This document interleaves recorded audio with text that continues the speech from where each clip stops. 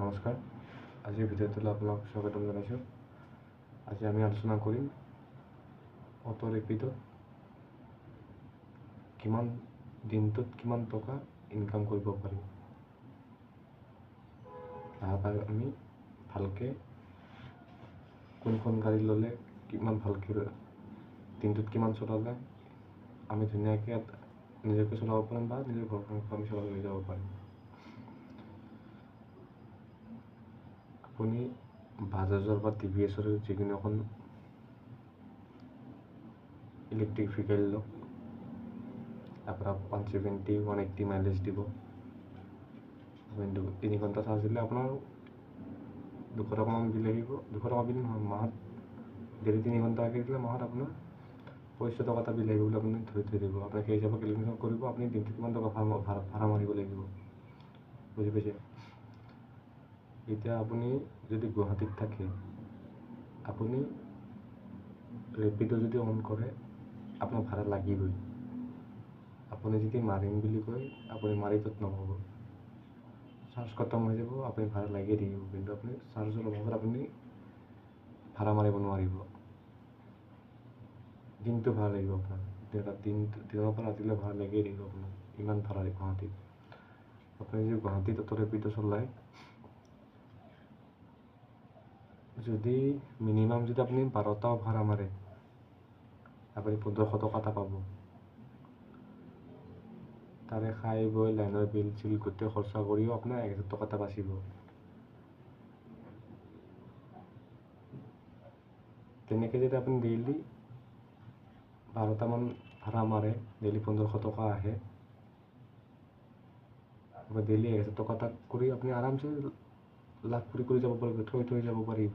তাৰ ভিতৰতো আপোনাৰ এনেকুৱা মানুহ কাষ্টমাৰ ওলাব, কিছুমান ফ্লাইং কাষ্টমাৰ, হঠাৎ কোনোবাই নামক চিনি পায় আপোনাৰ, হঠাৎ ক'ব এনেকুৱা ভাড়া তালৈ যাব নেকি, আপুনি সেনেকৈ গুচি যাব। ৰাস্তাটো আপুনি ধৰক কোনোবা ফ্লাইং কাষ্টমাৰ ৰখালে, আপুনি 100 টকা পোৱাত 200 টকা পালে, ৰেপিডত আপুনি 100 টকা পালে ধৰক, তাত 150 টকা পাব। আপুনি সেইটো অলপ টাইম ৰেপিড নামাৰিব, আধা ঘণ্টা কাৰণে অফলাইন কৰি কিনে আপুনি সেই ফ্লাইং কাষ্টমাৰটো লৈ যাব। পাৰিলে মাহত 3টা বা 2টা ষ্টুডেণ্ট, সৰু ল'ৰা ছোৱালী স্কুলত থ'ব যোৱা, তেনেকুৱা ভাড়াও ৰাখিব আপুনি, যাতে মাহত ধুনীয়াকৈ সেই পইচাটো পায়। 10,000 টকা এটা বা 8,000 টকা বা 6,000 টকা পালেও আপুনি 2টা ল'ৰা থ'লে 6,000 টকা পালে, 2টা ল'ৰা ছোৱালী থৈ আহিলে আপুনি স্কুলত 6,000 টকা পালে। গুৱাহাটীত 3,000 টকা এটা ল'ৰা ছোৱালী তেনে আৰামছে দিব আপোনাক, যদি গুৱাহাটীত থ'ব যায়, আনিব যায় 3,000 টকা এটা দিব। আপুনি যদি 2টা বাচ্চাও থ'ব যায় স্কুলত 6,000 টকা পাব। তেতিয়া আপোনাৰ EMI হেডেকটো নাথাকিব। EMI যদি হেডেকটো নাথাকে, আপুনি ধুনীয়াকৈ ডেইলি ধুনীয়াকৈ কামটো কৰি যাব পাৰে। আপুনি ধৰক মাহত EMIটো পাবই, ডেইলি ৰেপিড' ভাড়া মাৰিটো এটা ভাল ইনকাম কৰিবই যদি গুৱাহাটীত মাৰে। আপুনি মই কৈছোঁ, গুৱাহাটীত যদি আপুনি অটো ৰেপিড' চলায় আপুনি লছ নাখায়। মই আপোনাক কৈছোঁ, মই 1500 টকা সৰু কৈছোঁ, আপুনি 2,000 টকা এনেই খাই বৈ খৰচ কৰি 2,000 টকা এটা এনেই চলিব পাৰিব। মই এখন নতুনকৈ জানুৱাৰীত ল'ম বুলি ভাবিছোঁ মানে মই খাটাঙে, মই জানুৱাৰীত ল'মেই। মই তেনেকুৱা টাৰ্গেট কৰিছোঁ, মই জানুৱাৰীত ল'মেই। খালি অলপ নতুন এইটো বছৰটো যাব দিছোঁ, যাতে এই বছৰটো ইমান এটা ঠিক যোৱা নাই, সেইকাৰণে এইটো বছৰ যাবই দিছোঁ, 2026ত ল'ম তেনেকৈ ভাবি কিনে থৈ দিছোঁ।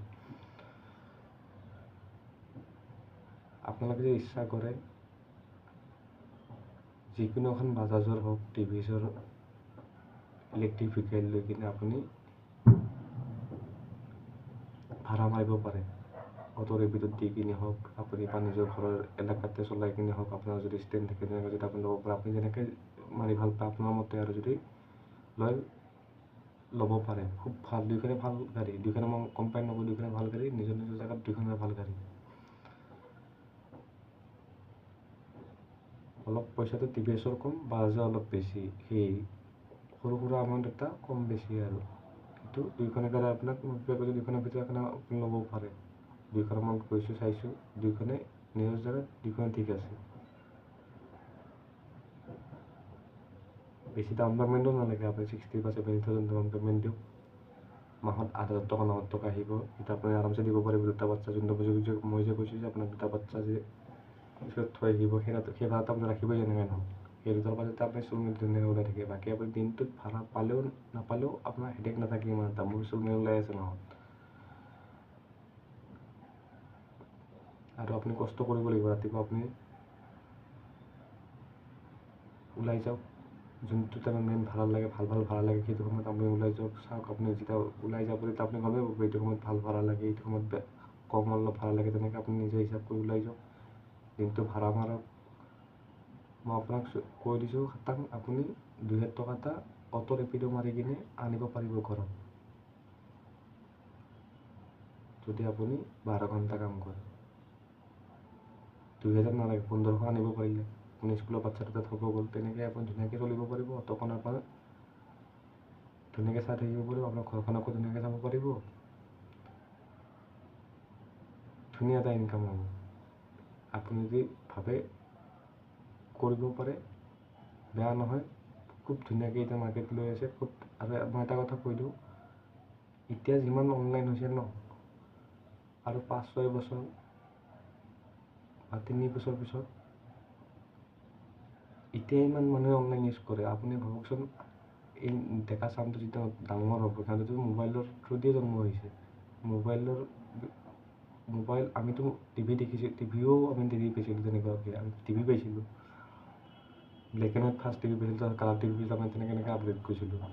এতিয়া বাচ্ছাবিলাকে ডাইৰেক্ট মোবাইল হাতত লৈ জন্ম হয়, সিহঁতেতো অনলাইনে ইউজ কৰিব। আপুনি ভাবিছোঁ যে অনলাইন আপুনি যদি এপ এটাৰ থ্ৰুতে আপুনি গাড়ী এখন লৈ কিনে আপুনি কাম কৰি থাকে, আপুনি একো চিন্তা নকৰাকৈ ধুনীয়াকৈ EMI দিব পাৰিব, আপোনাৰ ঘৰখনকো চলাব পাৰিব, এখনৰ পিছত আন এখন গাড়ী তেনেকৈ আগবঢ়াই যাব পাৰিব। আপোনাৰ যদি বিশ্বাসী মানুহ আছে, তেনেকৈ ভাড়াত দি দিব। এখনৰ গাড়ী ল'লে, তাৰপিছত আৰু এখন গাড়ী ল'লে, তাৰপাছত 500 টকা কেনেকৈ কাৰোবাক ভাড়া দিলেও আপুনি 500 টকা পাব ডেইলি।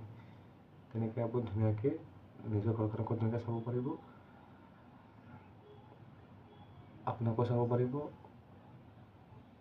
তাৰ লগতে যদি নতুন এখনৰ পৰা 2খন গাড়ী কৰিব পাৰে, এজন মানুহক সংস্থাপন দিয়া হ'ব। তেনেকৈ যদি আপোনাৰ ভাল হৈছিল থাকে, আপোনাৰ চলি যাই থাকিব পাৰিব। আপুনি নেক্সট গাড়ীখন অটো ৰেপিডো নল'বও পাৰে, আপুনি অটো নল'বও পাৰে, আপুনি নতুন এখন গাড়ী ল'বতো পাৰিব পাৰে ন, অটো ৰেপিডো চলাই কিনে, বা আপুনি ইলেক্ট্ৰিক ভেহিকেল এখন লৈ কিনে আপুনি, মই কৈছোঁ ন, যদি গুৱাহাটীত থাকে আপুনি চকু মুদি 1500 টকা ঘৰত আনিব পাৰিব, খাই বৈ কিনে। মই তেতিয়া কৈছোঁ আপোনাক, যদি মন থাকে কৰিব পাৰে। যিকোনো এখন